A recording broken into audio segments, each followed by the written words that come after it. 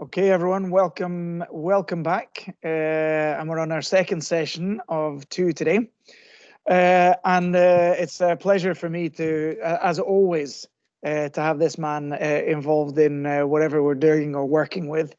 Byron Scott, as I said to the coaches last night, first time I met Byron was a few years ago, and it was like talking to myself in a mirror. Great energy, lots of ideas, but not only lots of ideas, he gets the job done. And I know some of you may not know who Byron is, and if you don't, you're going to know about him and as you go through your junior career. This is why I've changed T-shirt, because Byron is the creator of the Junior Slam series here. And if you don't know about Junior Slam series, we'll put the link up and you can go in and look at it. It's like it's like the NGCT just on steroids, right? Would that be fair to say, Byron? Yeah, sure. No performance enhancing. Yeah. No performance enhancing, but it's just bigger. There's lots more competitions, lots more participants, and that's due to the nature of the geography, right? We did 27 events last year, which is unbelievable. And how many provinces did you do this? Last year, 1, 2, 3, 4.5. We had a pilot project with a province, so. Yeah, it was a lot. It was kind of one of those things where both of our organizations started the same year, right? Like we're on our 5th year now. You guys are in your 5th year. It's for us, it's just to provide opportunities for kids to compete and learn and develop, and regardless of the borders. So one of the challenges you have is when you get kind of that size, it's how do you keep momentum and keep the quality of the events very high. So this year's different. As I told the coaches last night with COVID. Gee, we might only run 4 or 5 this year, down from 27. It really depends on what the rules are here in Canada and how the return to play guidelines go. So, but yeah. And before, just a couple of things, Byron, before we get started here. I know when you and me get going, it doesn't ever stop. So, but we have to stop at some point today. So, if we keep this, I'll try and keep a track on this. So, around about 1:45. Or 10 to 6 our time here, if we could draw a line on your presentation there, and then we go to Q&A, because we've got another few bits and bobs just to finish off practical things for everyone else. And the other thing was that I need you to tell the Audrey story about talking about how we opened doors for juniors and how all that came about. Audrey coming to the Lillehammer Junior Campus coach last year. I'd like you to just tell the kids about that later. Sure. Actually, probably might be better just to tell that now, just because the way it kind of flows, because of the presentation stuff. So over the course of the years, the Junior Slam series is kind of founded by myself and another business partner, a fella, his name's Stephen Orr. He developed Curl Coach, the software that a lot of people use. So he's kind of the tech guru and enables a lot of the things that he enables a lot of my ideas to come to life. But one of the things that we're both very adamant about is involving youth in the operation of our business. And we treat it like a business. We have a plan, we have a strategy, and one of our strategies is to give opportunities for as many young people to get leadership experience. So whether they act as conveners at our event, whether they do research for us, whether they do social media, whether they do technology. I have a student that does all of our banking because he's an accounting student, right? So what we try to do is we try to give people leadership opportunities. So Audrey was somebody who I met through junior curling years ago, kind of followed her career along, and lo and behold, she competes in our first ever mixed doubles championship. And she ends up getting into the final, and unfortunately, she was unsuccessful in the final. But that year, we had the ability to send 2 teams, so we sent Audrey and Oliver, her partner, to go to Sweden to play in the very first event. Audrey's has an infectious enthusiasm, and she is someone who's not afraid to take charge of a situation and get involved, and expressed interest in doing more.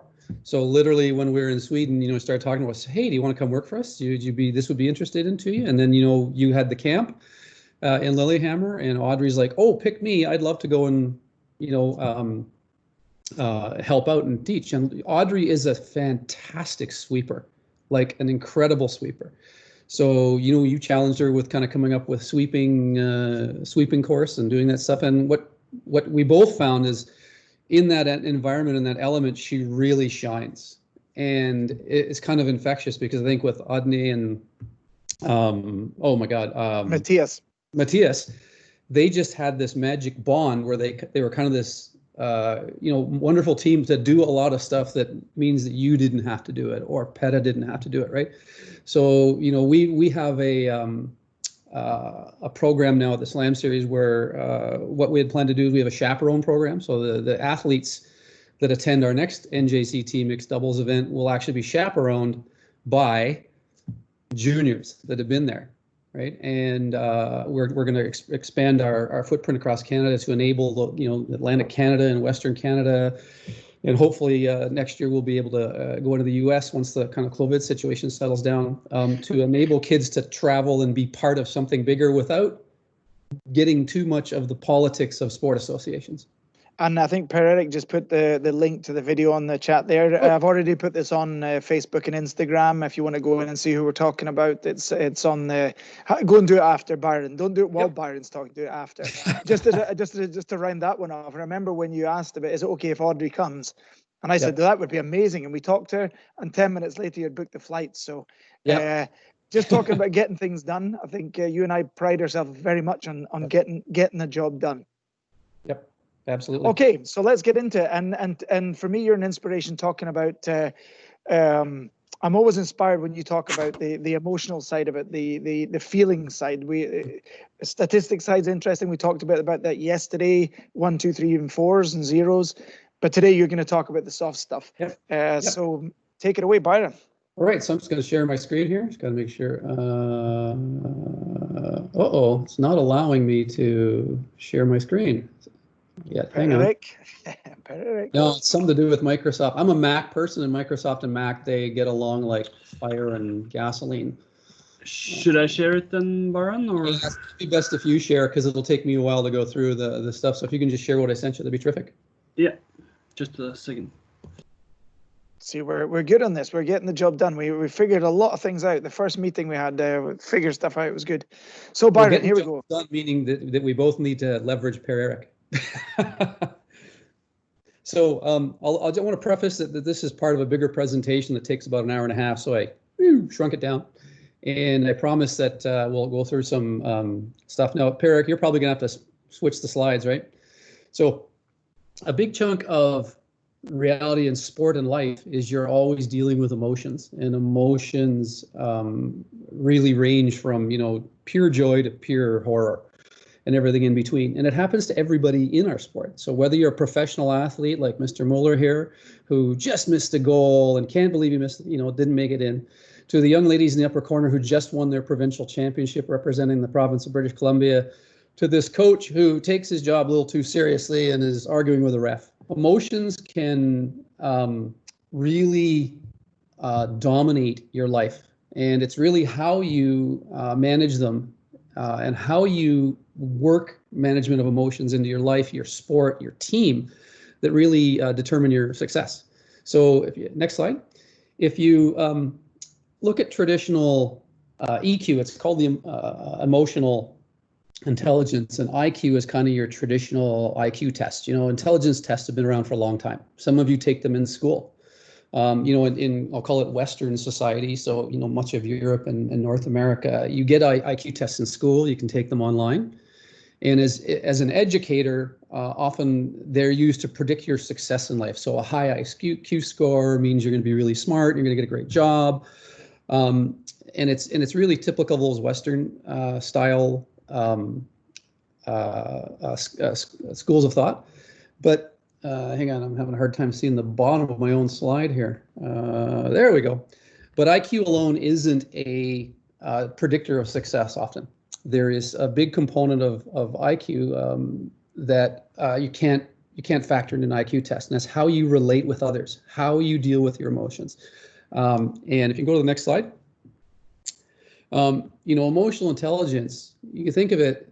I think Mark touched on it really, really great on the first day. He said, our sport is an emotional roller coaster. You go through a ton of emotions, from great joy to great sadness, from frustration to curiosity to keen intensity and everything. And really what we want to talk about, what I'm going to show you today, is just kind of understanding what emotional intelligence is and kind of why it's important to your life as young athletes. And for the coaches on the line, it's going to help you as coaches as well. Next slide. Next. Did I lose everybody? Oh, You should be on the next slide on my screen. No, we can't see mine the still next screen. shows the picture. There we there go. we go. Now All it's- right, awesome. So emotional intelligence is really kind of, it's a soft psychology science that's all about knowing your emotions, knowing all the things about it, really kind of a self-awareness, right? It's about learning how to manage your emotions. It's recognizing and understanding that often in your life, and especially in a team environment, you're dealing with other people and you got to understand their emotions and be intuitive. Which in turn helps you manage relationships, not only with your teammates and your coach, but your family, your peers, your school, for those who work, for those who are in relationships, it helps you manage a lot of those things, right? And really, it's also about figuring out how to motivate yourself, because emotions, as you can imagine, can be a huge motivator, but they can also be a huge negative motivator. They can take you to places that you don't want to go, right? Next.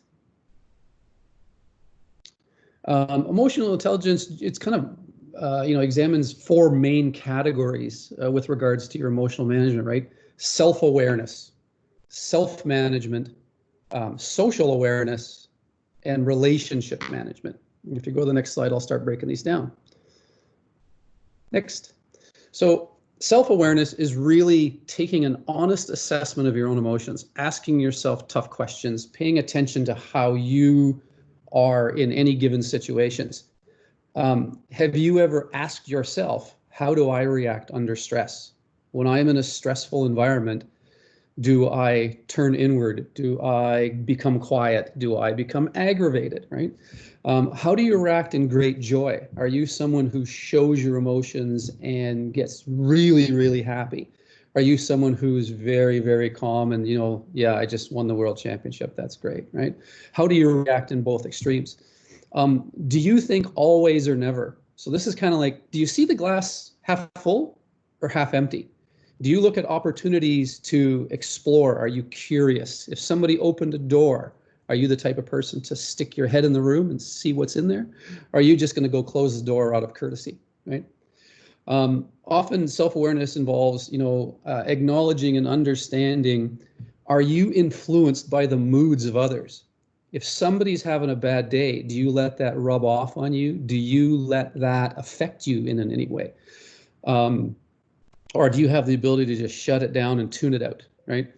And one of the things that is key also in self-awareness is if you find yourself starting to experience an emotion that you don't want to experience, are you able to understand the trigger that's causing it? Is it a situation that's causing you to react one way or the other?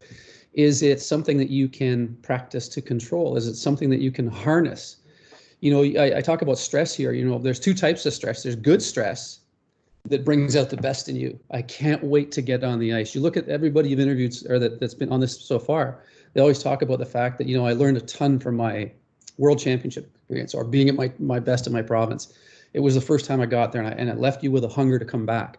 Those are things that are good stresses. Bad stresses are those things that cause us to shut down or can be perceived as failures because we don't learn from them. We let ourselves get caught up in the emotion of the negative moment. So really identifying those triggers and talking to your teammates is something that helps you become more emotionally intelligent. Self-management is really, now that you have these emotions and you've identified them, how do you understand what they're telling you? How do you understand how to manage them? Mark talked about it on his talk. Use what you know about your emotions and manage them in a way to generate positive interactions with others. I had my team talk to a pro athlete. Her name's Taylor McDonald from Alberta, Canada. And one of the things that she spent a lot of time at as an adult curler was really learning how to control emotions in a pro women's team environment. And she said to my team, she said, listen, if I could go back and take one thing away that I would apply back to my junior career, I would have paid way more attention to understanding the emotions of my teammates and myself and how it contributed to our success or how it took away and limited our success, right? How do you motivate yourself in all situations? How do you, Mark said, this is quote straight from Mark, harness the good emotions and minimize the bad ones. Do you let a big miss on a big shot take you down? How fast do you recover? We have a practice or a process that I put in with the teams I coach, and it's called the rescue. And if somebody has a bad shot and is feeling bad about themselves, it's their teammates' responsibility to go and rescue that player. And what they do is they'll talk, and we will have sessions about how we are going to manage each other's emotions and say, hey, I'll steal a phrase from the Marines, never leave a man down, or a man behind. If you're exhibiting stress because of a bad shot and you need someone to stand next to you and just, give you a low five or just make eye contact with you, that's a rescue.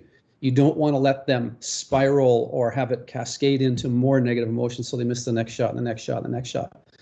So, part of what you have to do is figure out, you're aware of the emotions. You're now learning how to manage the emotions. And when things get a little hairy and scary out there, if you need help from your team, they should know, and they should practice, and you should train each other to know how to rescue each other and how to help each other self-manage. Okay. Next, social awareness. So this is kind of, the environment around you, other teams, officials, your behavior on ice, your behavior, when you're traveling, all sorts of things, right? Empathy, the ability to be empathetic is one of the most significant pillars of the ability to form connections with other people. And it's also, beneficial for the understanding and acknowledging other people's emotions. So you may identify really well with yourself, but do you know how to go and help others on your team? Are you able to detect when they are in trouble or when they need emotional support? So this is about really getting to know your teammates on a deeper level, right? Your service orientation is part of social awareness. Are you generally, a helpful person? Are you being helpful? If you kind of watch the pre-chat that James and I had, you saw Jacob Hanna come in and give James a coffee, right? He is a super helpful guy, right? He's very emotionally intelligent guy, right? He contributes to the group effort, and he displays active listening skills. Are you a good listener in an environment? Do you take the information that your teammates are telling you and process it, or do you let it go in one ear and out the other, right? Same thing with your coaches, and same thing for coaches. One of the most important things I learned as a coach was I have to be an active listener. I have to really pay attention to my athletes on how they're feeling, what they're telling me. And some athletes are much better at articulating their emotions than others. So you have to look at, body language and facial cues and all sorts of stuff. So, organizational awareness, the ability to explain yourself and, be articulate in getting your point across, and, clearly establishing your own presence and your own personal perspective on an issue, especially with regards to emotions. Right. Next, relationship management. So this is a really good one. And again, I think if you look at this component here in terms of relationship management, this not only will help you on your team, it will help you with your family, it'll help you with school, it'll help you with a job. These are life skills that you're here that this pertains to, right? If you're in a leadership position, you're maybe a back-end player on the team, or you play a role, you could be a coach. Are you a good mentor, a role model, an authority figure? Do you stand, do you practice what you preach? Do you stand for what you're saying? Do you give off the sense of responsibility that, you can trust you and what you say is your bond? And a lot of times for teammates, it's super important for teammates to build mentorship and role model relationships with each other. You probably all have that go-to friend if something's gone bad in your world, you have a bad test or you have a bad emotional moment, that you can call someone and they're your sounding board. There's somebody there that you trust, right? Part of relationship management is also influence. Can you articulate your perspective, your feelings in a persuasive, clear way to effectively motivate others and also motivate yourself. So, you know, if you think of team situations, you had a rough game, or you had a great game, or maybe you lost to a team that you felt that, oh my God, we should have just smoked them. They should have been off the ice after 4, but they hung around. You know, are you able to clearly articulate and be persuasive about analyzing the areas where you may have faltered and identifying an action plan to move beyond them and not let it happen again, right? Conflict management. This is really your ability to have skills to improve relationships, your ability to resolve a dispute, your ability to have a difference of opinion, your ability to make sure that, you know, you're dialoguing about things that may be misunderstandings. We've all been in those places where you say something that you regret. And you go, oh my God, I can't say that. You didn't understand what I meant. That's not what I meant. I just used the wrong word. How do you now navigate through those uncomfortable waters and seek resolution, right? So a big chunk of conflict management is your ability to articulate clearly and concisely what the situation is. Next. Click. There we go. Part of relationship management is also acknowledging that you need to be adaptable to and open to change. Change is something that happens every day. Nothing stays the same. And if you want to talk about a world that's been affected by change, look at what COVID-19 has done to every aspect of our lives. It has been probably the most significant change your generation has experienced to date. And now everybody's had change forced on them and everybody's adapting to it. So whether you're wearing masks, whether you're socially distancing, whether you're in full-on lockdown, whether you're able to return to sport, whether you're not, you need to be able to recognize change, support the need for change, and make it happen. So this could be something as, you know, developing a new team. You've brought a new player on board. You brought a new coach on board. You've got to acknowledge that what was may not be what will be, and understanding that you have a role in that change to recognize it, discuss it, support it, determine how best to execute it, and then go and make it happen until you need to have another change, right? Relationship management, part of relationship management is developing others, helping others build their skills and knowledge. Are you someone that can pass knowledge on? Can you watch one of your teammates, you know, slide out and see that, hey, maybe they're popping their out turn? Are you able to identify that and communicate it thoughtfully without creating a negative emotion from the person you're telling it to, right? So it's helping those others build skills and knowledge, right? And then, you know, teamwork and collaboration. This is something you probably had from the wee age, is that you've got to figure out how to work with others.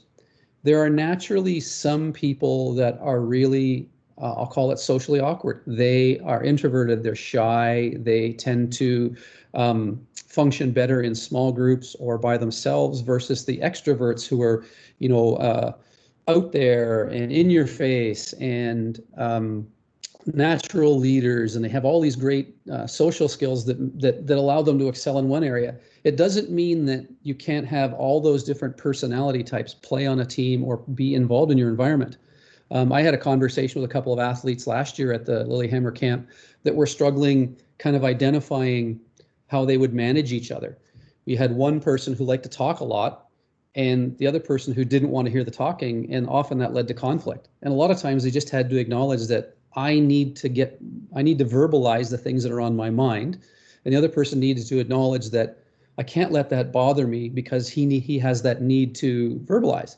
And I think that through open dialogue and being able to have them talk to each other, they knew how to support each other to satisfy those needs, to get those emotions off their chest, right?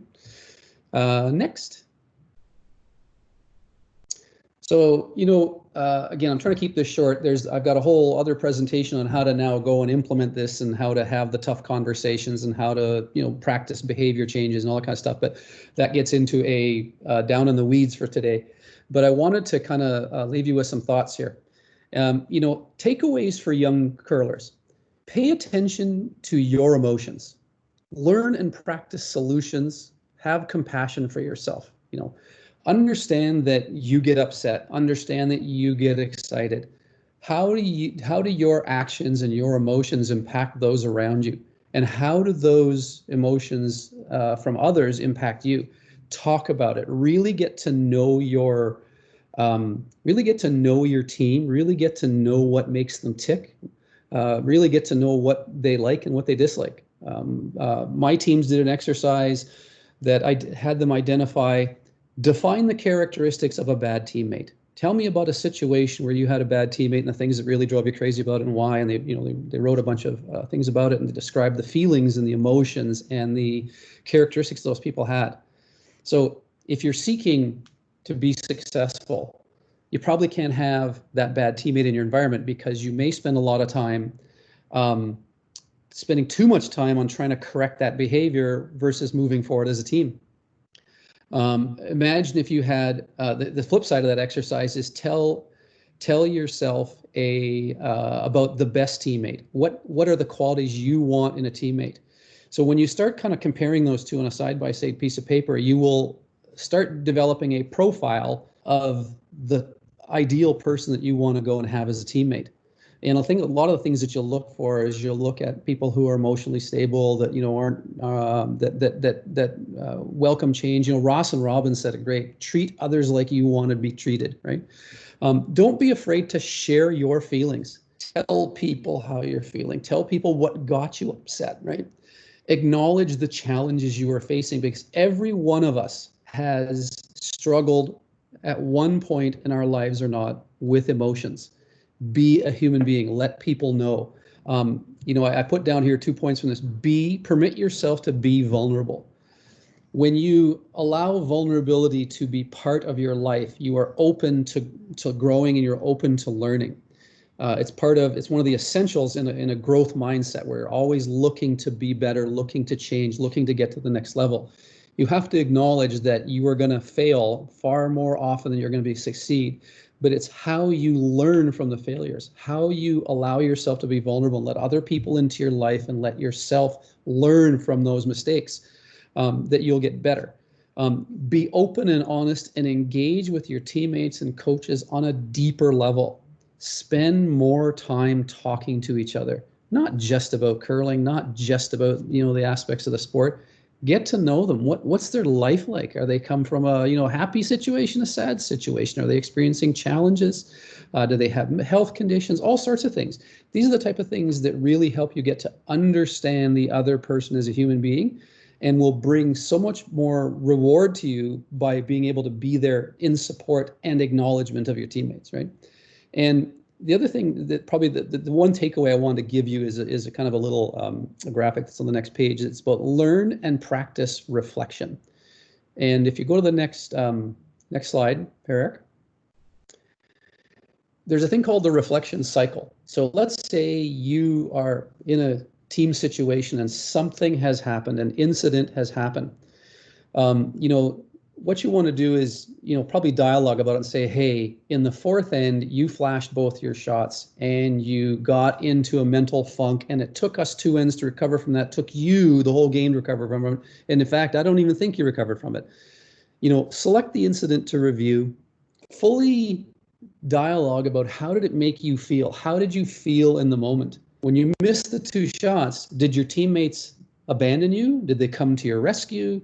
What happened? Describe the situation and be as descriptive as you can. Write down as many words that you're experiencing. It's kind of one of those things where you can just unload on a piece of paper or unload with your teammates about how you feel, right? Did this affect the outcome? Yes or no, right? Did it matter? Because quite often you can miss a couple of shots in the game. It's not going to matter. Very few of us have the good fortune of shooting 100% games where we make every shot, everything we throw is perfect. You're going to have to learn to deal with misses. Peter DeBoer talked about tolerance. You're going to have some tolerances that are going to go the wrong way. Did it affect the outcome of the game, or was something that just ate at you? I didn't play well, so I'm going to feel bad. And, the rest of the team carried my ass through the game. But hey, you know what? I let it bother me, right? And if yes, dialogue about what left. Yes, right? If you could now go back and rewind and do something differently after the incident occurred, what would you do differently? Would you react differently? Would you talk it out with your teammates? Would you ask questions on, hey, what did I do there? Did I pop my out turn? Did I throw too much weight? What was it? And then really what you need to do is create your action plan on how to not let that situation happen again, right?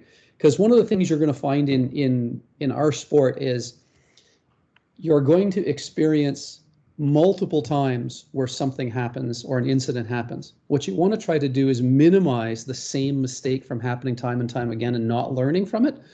And if you can learn from each mistake, what happens is you start to make fewer and fewer.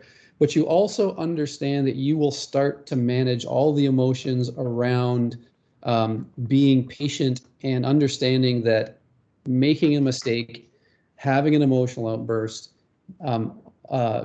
dealing with something that is feeling based is okay, as long as you're able to talk about it and you're able to cycle through and talk to your teammates about it. Okay. So that's kind of part one of emotional intelligence. I've got some other stuff that's a whole bunch of drill down into this, but time constraints. And I think, like say, James, you and I could probably talk about this for a couple of days because we see it oftentimes because we both have children that curl. My kid's a little older than James's, but as a parent, when you're a coach of your kids' team or you're involved with your kids' team, you have to sometimes separate the coach from the parent. And a lot of times the parent emotion keeps pulling you and pulling you and pulling you, and you want to be involved in that, right? Because you want to see your children be successful because you love them. And I think Byron as well, that works both ways is really important. That's also about I think even from there you start at now we're in a parent child relationship. Now we're in a coach player relationship. It's tricky to navigate for all the coaches that have kids that play. But on the flip side, it's a phenomenal experience to be, and a privilege, I would say, to be part of that, part of the growth, because a lot of parents don't see that growth and aren't that close to seeing the real nuts and bolts of what goes on. Yep. Byron, phenomenal presentation. Yeah, I think the comments coming in, everyone loves that. Just while I'm getting some people lined up here, there's a couple of stuff coming in. One thing I would like to ask myself is, we're going to keep the time schedule here. How much do you think you should change? We obviously have a growth mindset. You try and develop, you adapt, but how far should you go from your natural personality? What would you say about that? How far do you deviate? Yeah, no, I'm a big believer in everything I've read, the science of psychology, and it says that basically you're never going to change who you are at the core. Most of your personality is formed in the first 4 years of your life, and you spend the rest of your life trying to adapt it and trying to harness it and everything, right? So I'm a big believer that any human being in a team environment, you just have to know how comfortable you are within your box, right? And if you guys want a really good book to read, it's called The Chimp Paradox. And it's a great book that talks about the psychology of personality and your emotions. I think that could you perhaps put the link of that book up so we can put it up afterwards, Byron, on the Instagram and Facebook, because I know you're on the groups. Yep, I will get the author, and that escapes me. But the funny thing about growth mindset and being able to adapt is really goes back to that vulnerability thing. If you are a certain way and you want to be part of something, if the desire to belong and the desire to be part of something bigger, you have to give, right? You can't just take. And I think for most young people, you've got to really be willing to open your mind and say, okay, I'm prepared to give on this area because it's uncomfortable to me, but I want to learn how to become more comfortable with it. And I think for everybody, it's different. I had an athlete a couple years ago who was a science kid, and he was really, really motivated by everything that was statistical, everything that was factual, everything that his whole life was driven by numbers and facts and science and black or white, not a lot of gray. Emotions are gray and fuzzy and ugly and wishy-washy. So we as a team talked and said, hey, the best way to manage this is when this athlete needed confirmation, needed to understand where it was, we tried to quantify everything and say, oh, you know what, you shot so many, you made 2 perfect shots, you made 1.5 shots, or what's the time split on that? I got 3:28. Oh no, mine was 3:22, right? So we tried to make sure that he got satisfaction and he got something that allowed him to understand exactly where he was in the world. We often challenged him to ask emotional questions and say, okay, how are you feeling? What are you thinking? Open-minded stuff. that was really outside his comfort area. And what we found is it helped him become a little bit more socially connected to the team. And it also taught the other guys on the team that realized that, when you have a different personality, someone that's wired very differently, that you have to really ask a lot of probing questions and get to know them better to be able to know how to be successful as a team, right? And a lot of times it's just really asking a lot of probing questions and getting to know each other a lot deeper. Phenomenal, Byron. And one thing that I've just noticed here, we're on time. I don't think this has ever happened when me and you have talked. I'll give you a big gold star for that one, Byron. I'll give you a big digital hug for keeping yourself on time there. Now, Anna, if you can get your camera on. Anna from Canada, again, is back on. She's on fire today with the questions. I know. I follow Anna on her social media, and she puts a lot of great stuff out there. She is highly engaged in sport. Hi, Anna. How are you? Okay, Anna, let's go. Hi. So I'm sorry for the birds bird. back. The birds. Yeah. So yeah, I'm sorry for that. My question was, can a front end player be a leader in a team? And if there's no apparent leader in a team, what can a coach do, or what happens, or yeah? Yeah, sure. So great question. So anybody can be a leader on the team. Just because of a position you play doesn't mean you can't take a leadership role.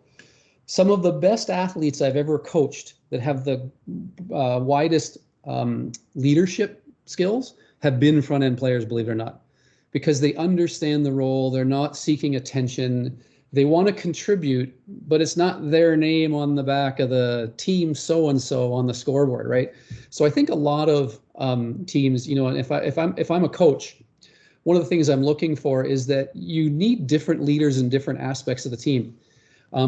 I have a young woman who's on this chat, who is on my girls' team, who is a tremendous energy person. So I know that she's going to be a leader when we need gas in our tank, when we need that extra oomph to push us over the edge, that she's going to be there. I have the quiet, introverted person that's going to be the thoughtful think leader that's going to be there when we need the voice of reason, right? So I think part of what it is understanding your personalities. And there's lots of great, tests online, and there's lots of great things that you can find out there.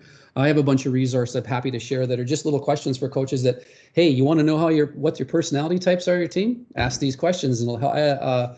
I have a questionnaire that I use that a friend from the World Curling Federation gave me, and I've kind of used it over my last 4 or 5 years to help identify some of the soft skill development that kids need, right? And helping coaches understand that maybe, Anna, you need a very different type of role on your team, not in addition to what you do as you throw, to help you really feel like you're belonging to the part of the team. And same thing with your teammates. Everybody has a role, right? I think great question there, Anna. And if you look at Ben Hebert, for example, he's he's a big leader. If you look at the Hebert against Cooey, you wouldn't think Cooey was the leader. And when you see the guys off the ice, Cooey's like you would walk past him without even knowing he was there. Yep. And Hebert, you never miss when you walk past him, or you walk into him actually. But the other question was interesting as well there, Anna, with the what happens if you don't have a leader? Yeah, you know what? Sometimes you'll have you don't have a natural leader, but I think what you'll find is you'll be able to identify those situations as you compete or as you travel or as you get together a team where you often find that someone will step up, right? Someone will take the extra initiative. Someone will be vulnerable and put themselves out there to step in that role. And often it's how the other teammates react to that situation. Are you the, oh my God, that's so not like you. Like, what are you doing? That's not your job, right? Or you might get the opposites, like, oh, thank you for saying that. That was on my mind too. I just didn't have the confidence to bring it up with the coach, or I didn't have the confidence in the situation, right? So a lot of these things are, and you have the benefit of playing with some really good teams in Quebec and having some great experiences.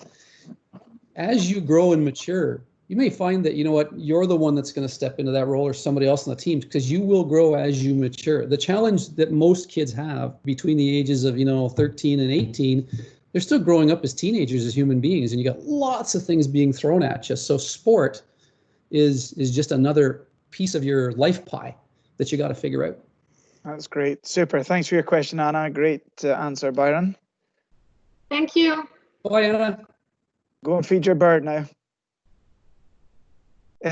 Tor Erling from Norway. Let's hope his technology is with us. He wasn't sure if the microphone and the camera works, but we'll give it a go. Okay.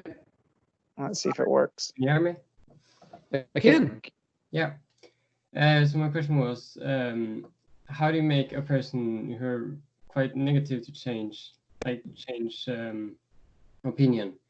Like if you're with, if you're on a team with someone who doesn't want to give up their position, like how do you make them more positive to that? Well, tough question. You're going to come across people in life who are very stubborn, who are set in their ways, who are inflexible, and who may not want to change.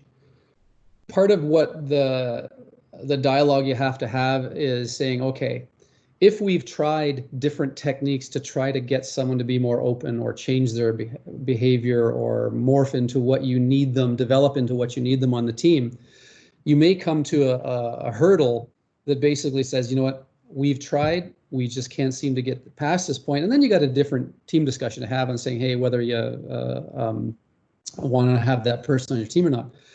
But I guess I'll challenge back to you is, you know, what have you done?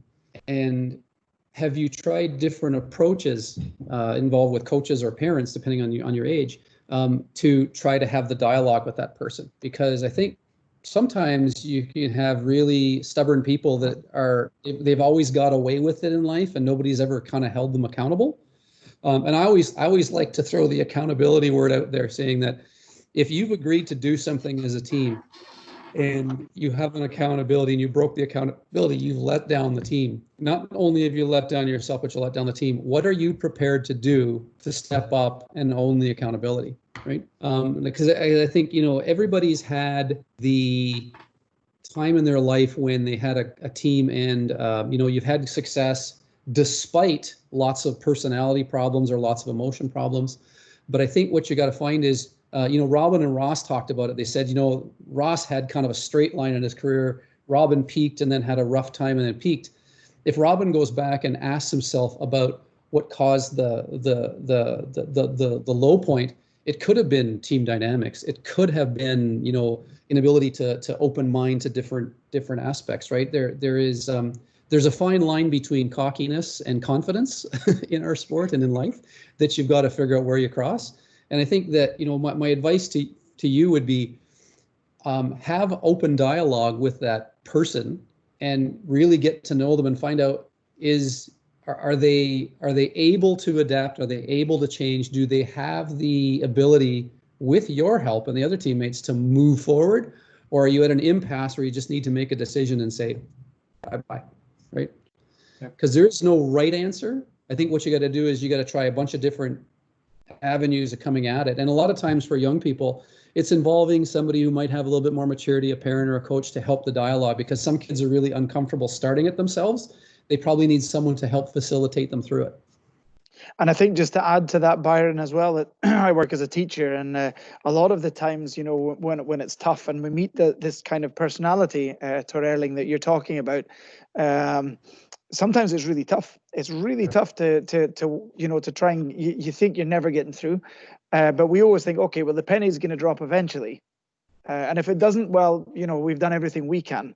But you know, I think it's important that even if it doesn't happen just exactly then, it'll probably drop at some point, and you have to have patience, because this is a journey, right? And we're all going on a journey. So, and to be part of someone else's journey is a huge privilege as well. It's a great question, and it requires a very long and deep answer, I think, to that. Yeah. You know, I had an athlete I coached a few years ago that was probably one of the best pure shooters and best pure curlers I've ever coached. But she couldn't cope with emotional situations with her teammates. And in fact, she almost sought out emotional situations to put a wall up and say, you know, I can't, you know, you're doing this and I can't, right? And ultimately the three girls left the other person, you know, the great shooter, because they just couldn't, the emotions were taking the fun out of the game. Don't ever lose sight that we play a fantastic game and we play it because we enjoy it. It's got to be fun. So even if you're competing at the highest level, or you're just on your journey to get to the highest level, or you're a recreational curler, you do it because it's fun and you love it and it gives you joy in your life. The moment that that stops is the moment that most kids quit the sport, is because it's stopped being fun. That's a great point there. And, you know, everything in life is a balance at the end of the day, and it's trying to find some balance in that. So excellent, Torelling. Thank you for your question, and great to see that the camera worked. Yeah. Good lad. Thank you. All right, it's all happening today. Sarah, or Sarah, maybe. Is it Sarah or Sarah? And she's going to let us know. Sarah, sorry. I'm too Swedish these days. Sarah. Sarah.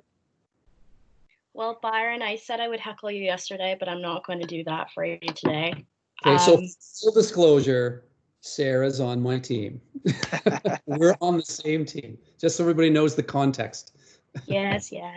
But I'm asking on behalf of maybe some of the younger players who, like me, have moved around to teams over the years. What are some of the characteristics you look for in potential players, and what are the most important qualities for players to possess? Wow, loaded question. Great question. So most of my curling career as a coach, the traditional habit in Canada is 4 players form, they're 4 friends, they go for, and then they go and find a coach. So they've already made their decisions, they've already had their conversations, and then they go to try to find a coach that will coach them, that might fit with them or just has the credentials needed to do it.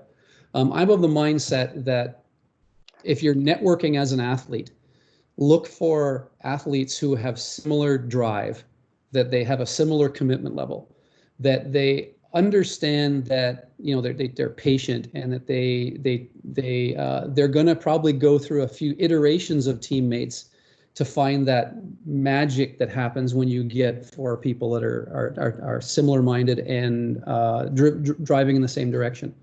You know, the characteristics I look for in great athletes are commitment, accountability, open-mindedness, willing to learn, and willing to be vulnerable, and willing to be honest. Honest with themselves, honest with the environment, and honest with your coaches. Also willing to be tolerant of coaches that, you know, for coaches out there, admit that you're going to make some mistakes. I've called some really awful timeouts in my life, and I just do the head slap and say, why did I do that? That was stupid. But I learned from it. So I think that, you know, for a lot of the young athletes that are out there, some of you are limited by just the sheer numbers of people that curl in your countries. There's just not a lot of kids that curl. In Canada, it's kind of the reciprocal. There are so many kids that curl that you got so many choices. It's really about making the best choices to try to align with good people. And I think that, you know, I apply the same principles in coaching and curling as I do in my job and as I do in my life. I surround myself with people who are good at things that I'm not. So, you know, you can ask my wife, Sarah, I'm not a handy person. So when something needs to be fixed around the house, I get on the phone and I call somebody who's handy. Same thing happens in your curling life. If you need somebody who is you know, maybe you're not that type of person that is can step up and be a leader and wants to be the big mover and shaker on the team, you might seek out that personality type. But you want to surround yourself with good people. I'm very fortunate that through most of the curling career, I've found that most curlers were a different breed. Most curlers are cerebral. They're good thinkers. They're smart students. They're smart kids. They're smart people. A lot of people in curling are introverted. They're not the people that try out for big 50-person team sports. They're not going to be on the cover of Sports Illustrated. They're not center of attention types. So you tend to get a lot of people that like Lego, that like video games, that are into Star Wars. You know, I'm just describing James, really. But you're going to get a lot of these people who it's all about all these other things they have in their life that make them a rounded person, and they're seeking kind of like-minded people, right? So, you know, great question. You know, you and I will probably talk about this all season long, but yeah, it's a great question. Great question and a great answer as well. And just so you know, Byron, if you need someone handy, you get the flight ticket. I'll be over. I'm going to post the picture of the work I've been doing at home this summer. I'll put it on Facebook and Instagram so you can all look at it. So if anyone needs me, I'm quitting curling. I'm going into the handyman business. I'll be there. I'm Bob the Builder. James posted a picture of a kitchen renovation he was doing this year, and my wife's like, "What are they doing? Hey, show me those pictures." So guess what, James? My wife now wants a kitchen renovation. Hey, free So trip to Canada. I'm on it. I'm on it.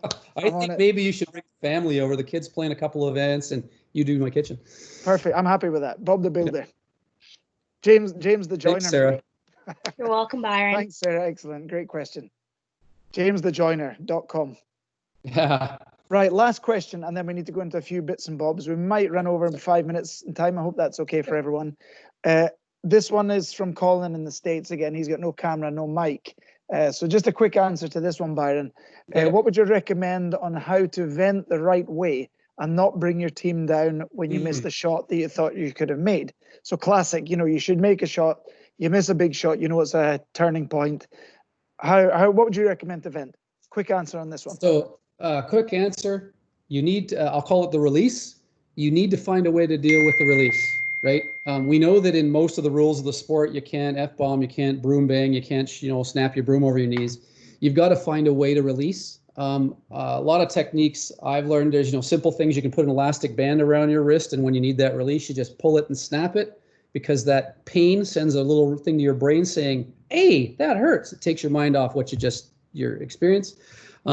A lot of times you'll develop just a couple of key words or phrases you'll say under your breath, fire truck, or, you'll do something that just lets the release happen, and you got to move on. But it's something you need to practice. You might find that your team could come up with a key word that when you all agree to have, you have a flub or something's not going well, that you say it under your breath, or you could create a hand signal. You can do something. I've seen lots of crazy things that teams have done over the years. The elastic was my favorite because they literally just pulled it, snapped it, sent a little pain receptor to your brain. All of a sudden, that hurt more than the shot miss. So just find your release. Find your way to release the tension.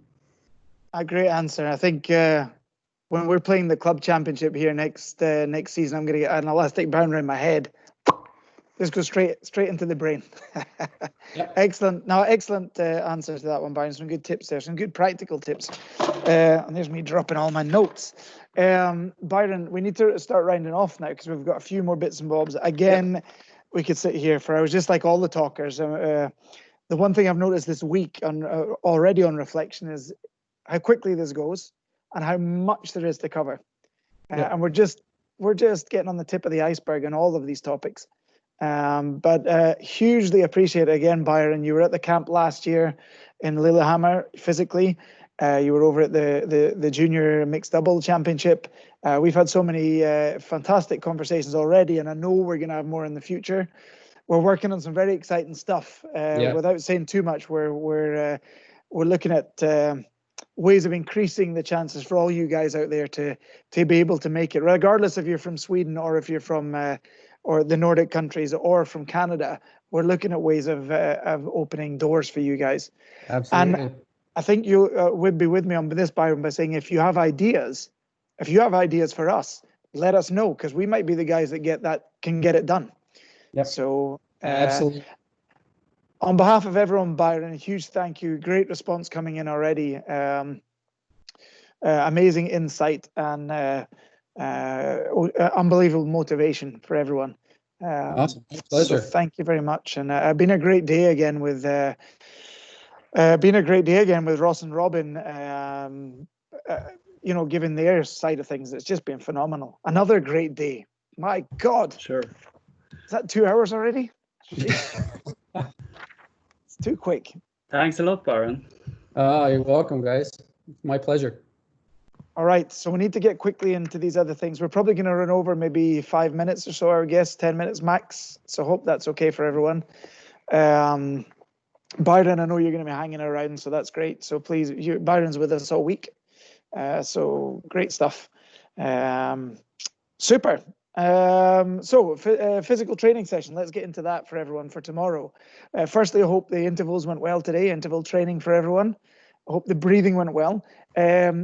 Very quickly, any reflections on your interval training? Can you pop that on the chat just now? Was it good? Was it tough? How did the breathing work? Did anyone connect the breathing to the interval training. I certainly did the interval training this morning with my son. We were out on the bikes and did the hill interval training, and I was working on my breathing, trying to keep up with Alexander going up the hill. Quite successfully, not bad. See if there's any reflections on that. Per-Erik, what did you think of today? Good sessions? Yeah, I guess so. I guess they're tired, so they don't have energy to write. Maybe. Here it's coming in. So the hard interval. Colin toasted his dad on the bike intervals. Good lad. You and Alexander alike. And the breathing helped recover faster between reps on the weight training for Michael. The exercise hurt, but the breathing was very good and peaceful. Excellent, Cara. Such a good mix of intensities. Okay, super, Katie. All right, I think everyone's probably had different experiences with this. Intervals are always fun. Zoe, that is a good way of thinking about it. You have to go towards the pain. And if you can do that, if you can enjoy the pain or enjoy the challenge, then you're on the right track. So excellent to hear. Good stuff, Zoe. Someone was on kayaks doing interval training. Excellent. Cool. Someone was up early at 6:45. Woke you up. That'll get your ticker going. Should we have a look at the training for tomorrow? Yeah, let's do that. Let's jump on there, Per-Erik. So we have a video from Peter, I think. Yep, P Dog is away eating birthday cake. But he made a video for you guys, so let's look at this. So I hope the technical work you can. Yes. No. Oh, hi guys. Nice to see you. I'm outside in Oslo. It's raining, but it's nice. I'm in the woods and I'm doing some goal searching, which is actually what you're going to do today as well. Today's activity is going to be two parts. Firstly, you're going to get to enjoy nature. Go outside, cool down, do some low intensity hiking, jogging maybe, cycling. Maybe you want to go paddle. I don't know, it's up to you. Just do it outside. And we want you to do it offline. No phones, no headphones, just the sound of sweet nature. So, secondly, we want you to focus on your goals. And I'll put together a suggestion of sorts on how to do it. But do some preparation before you go out. Try to think about your main goals, your dream goal, and your long-term goal. What are you going to do in 2 years? What's your dream goal? And think a bit about what your status is now. How much do you practice? How much can you practice? Do you have more time to spend practicing? Is it do you have an issue with availability? Is it easy for you to go to the rink and practice or not? Keep that in mind when you put down the goals. And I've made an example for you, a way that I used to do it. I think it's a really good way to do it, but if you have other ways of doing it that you find useful, stick to that. Take mine as inspiration or not, toss it away. But do think about your goals when you're outside. And we want you to stay outside for an hour at least. But come back for the next session, please, because we really enjoyed having you.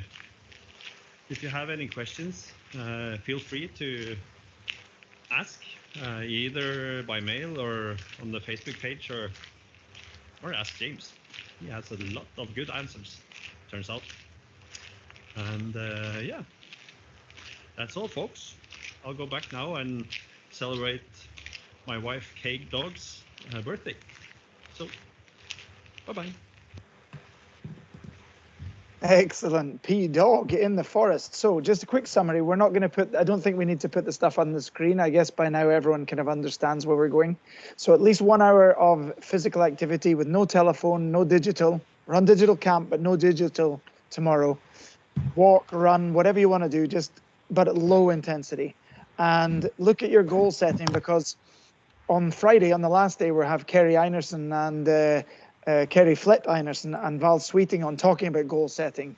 So look at your goals, think about them, and then you'll get more out of the goal setting session on Friday because your heads will be in this. And be in the nature. Depending on how close you are, if you can, get in a forest, by a lake, and just enjoy that. And even think, if you find a spot, think about breathing, but it has to be 1 hour of activity. Really important. Super. Great video from P-Dog. Sure. That's a beauty. Hope he's enjoying. I hope you're enjoying your cake. But like being, like Mark said, get rid of the cake, and I hope you're having a banana for the party. That's all. Okay. Let's move on then. Few things just before we finish now. We might actually just be a few minutes over. Unicorn Doubles Cup. The challenge where you have to find a person from another country, make a video, 2 or 3 things about each other, and then you sing the camp song, the digital camp song together. That should be in tomorrow. So entries in tomorrow, and the winners will be announced on Friday. And Eric, perhaps we could even put their name on the trophy on Friday, if you have some white paper and a pen. Yeah. That would be a nice thing, I think, so they see their name is really on the trophy. Yeah. Excellent. So, and this also gives us a bit of time. This will take some time to look through. So Unicorn Doubles Cup entries in tomorrow. Video presentations, USA tomorrow. So those of you from the States, please get your videos in. Tomorrow's camp hardline NGCT picture. I'd just like to let you all know that there are so many good pictures coming in. I didn't even dream that it would be this good. And even though maybe I don't respond to all of them, or don't put like a heart on all of them or make a comment on all of them, I do look at all of them, and they affect me, all of them. They're phenomenal, and I really appreciate the energy and the time you're putting into these pictures. Super job. So keep them coming. And as a little, just as a reminder, the winner of the photo competition for this week receives a phenomenal prize, which is a spot at the physical camp next year, sponsored by LOLSC, Lillehammer Youth Olympic Legacy Sports Centre, which is a huge prize, very generous, full entry. You get your flights and transport to Lillehammer, and LOLSC pays for the rest, apart from snacks. You pay for your own snacks, but it's worth at least 500 euros, maybe more. I think it was 600 euros maybe. So it's a huge prize to win for taking a few photos. And as a wee side thing here, because there's been so many great photos, Alan from Foxgly's been in touch, and we've decided on making a wild card entry for this competition. So all the winners so far are through to the final round. And tomorrow, myself and Alan are going to pick out 4 pictures to go in through a wild card. So if you haven't won yet, you're not out of the competition. We're going to look at all the photos from this week and put them into a wild card, and you'll receive a very special prize as well. Not a broom, but a very cool thing that I'm going to show you tomorrow. Okay, photo competition for day 5. I want you to send a picture of you in your setup for the digital camp. So are you sitting on your balcony? Are you in your room? Have you got your feet up? Have you got some fruit that you sit and eat your fruit while you're looking at the show? Are you in a group? Are you with your team? Where are you? We're really curious to see this. Cool picture of you with the camp. If you got your camp t-shirts, get them on too. Some of them are delivered, I hope, already. And that's cool. And the final thing for today, I think that's us almost done. And we're only 4 minutes over, Per Eric. Holy moly. Final thing tomorrow, not to forget, we've got a fantastic double guest session tomorrow. The Professor, Oscar Eriksson, phenomenal curling player. He's 1 gold medal away from winning all the gold medals you can win in curling at international events. We'll ask him a bit more about that today. Oscar and Mark were having a jip about who was the best left-handed player. We can have a talk about that with Oscar tomorrow. And Maria Pritz, who is one of these phenomenal players who has won a gold or a silver medal at all levels of her curling career, which is phenomenal as well. And Maria is the first I hope this is correct, but I'm pretty sure it is the first female national coach of one of the top curling nations, which is a fantastic achievement in itself. And I know she brings a lot to the Swedish program. Going to be a phenomenal day tomorrow, and I'm really looking forward to having those guys on. So get your questions ready. And I think we're good to go. Questions and all the usual stuff on Facebook. Keep yourself on there on Instagram. I'm going to be busy posting these pictures up until 1 o'clock in the morning and then early in the morning, but it's so much fun. Per-Erik, you had a thought? Yeah, just about the schedule tomorrow. It says 1 hour, but maybe we'll use like 1.5. I think we're probably going to need 1.5 because Oscar and Maria have got lots to come with. Oscar's going to talk about mixed doubles, something that's obviously huge for us at the camp as well, where we have a mixed doubles competition normally, the physical camp. And Maria's going to be talking about being coachable, which jumps on the back of what Byron's been talking about today and what Mark's been talking about as well. So it's going to be a huge day again tomorrow. So yeah, hope people will follow us 1.5 hour tomorrow then. Yeah. I think cool. is everyone okay with that? Everyone okay 1.5 hours? Quick okay in the chat group. Everyone okay 1.5 hours tomorrow? Yep. Cool. Super. Thank you. Excellent. All right, Per-Erik, are we going to line up the? Oh, and we've got one surprise thing tomorrow, but that's for tomorrow. Line the surprise guests tomorrow. Line the video, the song, camp song up. Yes. Yeah. Okay, you guys have a wonderful evening. Take care of yourselves and enjoy your walk in the wonderful nature wherever you might be in the world. The video curling camp that is free. Ask us questions for all your curling needs. Lillehammer, it's the youth curling camp. Lillehammer, it's the youth curling camp. Here, you're a legend. I love it. And remember on the videos, you have to get that song on. Okay, guys, take care. Have a good evening. See you tomorrow.